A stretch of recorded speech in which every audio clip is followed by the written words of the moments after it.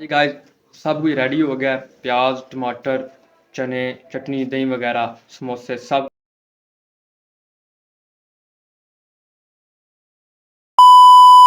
Hello everyone, good morning. ਹੁਣ ਉੱਠਿਆ ਜੇ ਹਲੀ ਨਹਾਣਾ ਧੋਣਾ ਫਰੈਸ਼ ਹੋਣਾ। ਸਭ ਤੋਂ ਪਹਿਲਾਂ ਤੁਹਾਡਾ 96 ਵਲਾਗ ਵਿੱਚ ਵੈਲਕਮ ਕਰਨੇ ਆ। ਦ ਸਨੈਕਰ ਵਾਲਾ ਵਲਾਗ ਛੋਟਾ ਜਿਹਾ ਕੈਸਾ ਲੱਗਿਆ? ਜਿਹੜੇ ਬਾਈ ਨਿਊ ਨੇ ਚੈਨਲ ਲਾਜ਼ਮੀ ਸਬਸਕ੍ਰਾइब करो। ਹੁਣ ਇੱਕ ਵਾਰੀ ਫਰੈਸ਼ ਹੋਣਾ, ਫਿਰ ਸੋਚਣੇ ਸਮਝਣਾ ਕੀ ਕਰਨਾ ਹੈ।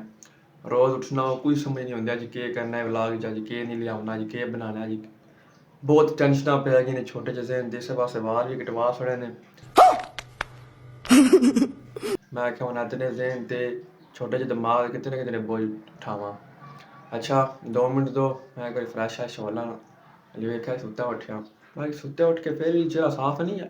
माशाल्लाह माशाल्लाह माशाल्लाह क्यों नजर ला जाती। 2 मिनट फ्रैश हो के ओके।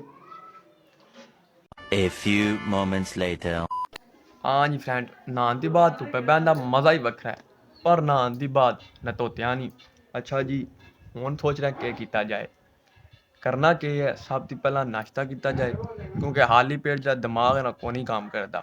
नाश्ता कर लिए, फिर अज सलाह की है कि समोसा चाट बड़े दिन हो गए शबादा की को नहीं खाधी। चलो घर ट्राई करने। घर फिर घर की जी चीज़ होंगी अपने हथ नाल बनाई, वो तो सब दी बेहतर होंदी है। जिस तरह कल जूस बना पीता है, बड़ा मज़ा आया। मैं तो उसके बाद 2-3 बार पी बैठा। हूँ मैं नाश्ता कर ला तो फिर इंशाल्लाह अगू अपना अगला प्रोसीजर जारी रखने। लो जी, नाश्ता गया ते मेरा फेवरेट चाट जो सिर्फ नींबू है। घर पिछा गोश्त पक्या हुए ना, मैं नहीं कोई शै खानी होंगी। फेवरेट नाश्ता जो मेरा नींबू नाल होंदा है, नाल दूध। मज़ा आ गया। मैं नाश्ता कर ला क्योंकि नाश्ते से किसी और ध्यान नहीं करीदा खान में। फिर इंशाल्लाह मिलना। अच्छा जी फ्रेंड, नाश्ते के बाद मैं छत पे आ गया धुप्पे ते धुप्प चार चमकदा ना पिया। माशाल्लाह सदके वारी जावा। अच्छा हूँ समोसे लियाने ने क्योंकि समोसा चाट जरूरी समोसे होने चाहिए ने। प्याज भी खत्म हो गए ने नहीं।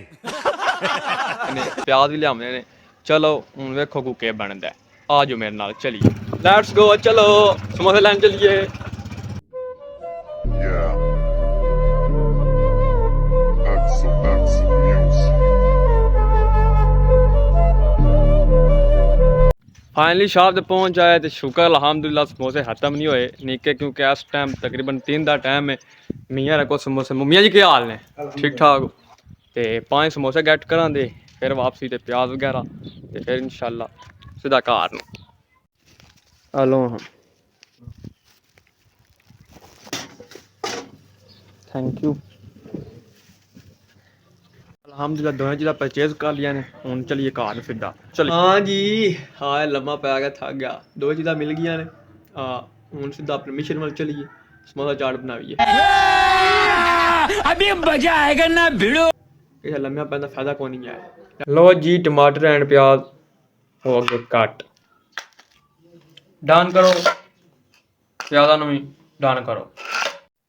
चने रेडी हो गए। चने वक्त मैंने शेर याद आ गया। सालन चने का पीढ़ी छड़ जाना काम नहीं चने का जिन्हों तो गाइस, सब कुछ रेडी हो गया। प्याज, टमाटर, चने, चटनी, दही वगैरह।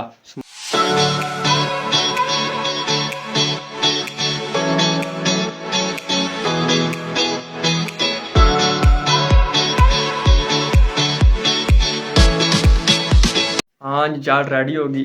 मैं तेन ट्राई कर दसना कैसी बनी। बिस्मिल्लाह बरकत। मज़ा आ गया, फुल मज़ा। ओके जी, नाले अज का व्लॉग इत्थे एंड करने। दसना तुहानू व्लॉग कैसा लग्या। इस तरह छोटे बनाए ताकि तुम साढ़े नाल वेख सको। इंशाल्लाह अन करीब नए व्लॉग की मुलाकात होंगी है। Okay bye bye.